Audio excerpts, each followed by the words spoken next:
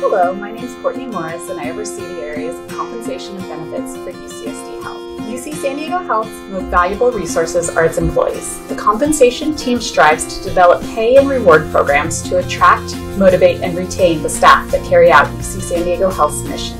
Compensation and classification is a broad area of human resources, covering salary administration, classification of positions, application of overtime rules, market surveys, and other topics connected to employee remuneration. The compensation unit provides consulting services to management on formal and informal job reviews, writing and revising job descriptions, assisting with departmental organizational changes, advising on how classification decisions may impact the department, and assisting departments with the interpretation of classification and compensation policies and procedures.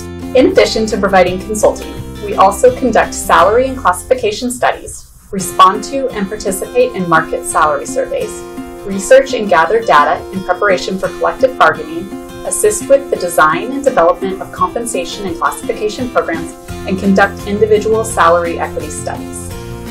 As a new manager, it's important to understand that within the University of California system, compensation is heavily regulated. The majority of our employees are represented by unions, which means that their compensation is outlined and governed by their collective bargaining agreements. For employees that are not represented by a union, compensation actions are governed by UC-wide staff personnel policies. Today, I'm going to very briefly go over the three most common compensation-related actions: equities, reclassifications, and stipends. An equity adjustment is an increase in an employee's base salary. Equity adjustments are salary changes outside the normal salary programs and used to remedy salary issues such as external pressures in high-demand areas, internal salary compression, or retention considerations. Some examples when inequity might be appropriate include internal inequity. The salary of a long-term employee is low relative to a new hire in the same title code with similar experience, skills, knowledge, and assignments. Another example is market inequity. The market has substantially changed for a role and UC is no longer paying competitively compared to its peers.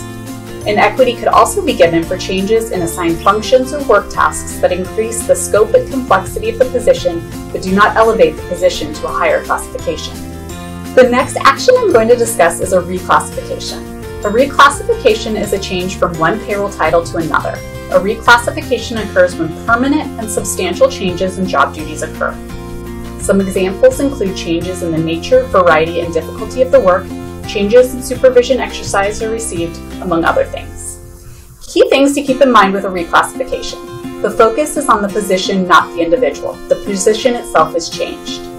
Changes have generally taken place over time. It's also important to keep in mind that new positions and promotions generally take place through an open recruitment, not a reclassification. The third action is a stipend. A stipend is a temporary increase in salary.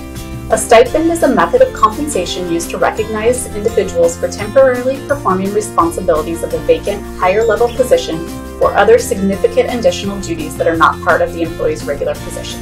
Stipends are temporary in nature and generally would not last more than a few months. While we understand that compensation within the UC environment can be complicated and confusing, that's why we're here to help. Please visit the HHR website to learn more about the items mentioned in this video, attend one of our specialized trainings, or open a consultation case with any questions you may have. We look forward to hearing from you.